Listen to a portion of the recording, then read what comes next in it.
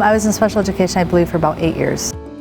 I grew up with my youngest sister with special needs, and there was always something about that. I thought, there was more out there for her, and maybe she would have ended up in a different place today if she had gotten different types of services or attention when she was in high school. So that first inspired me to become a special educator. I love working with students with special needs. There's something unique about them, and they always have something to bring to the table. Sometimes it's just believing in them and letting them know that you do believe in them, to give them enough confidence to succeed. And then I transferred into the business education portion of my career.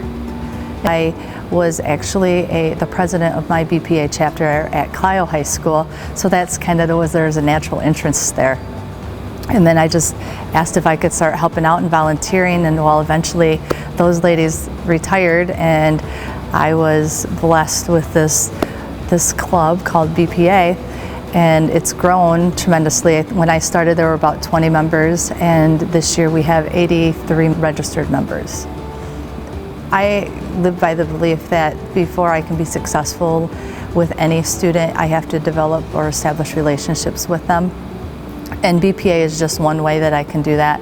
Developing those relationships and getting to know the students helps build my program. You need to take the initiative to get to know your students and get to know their strengths.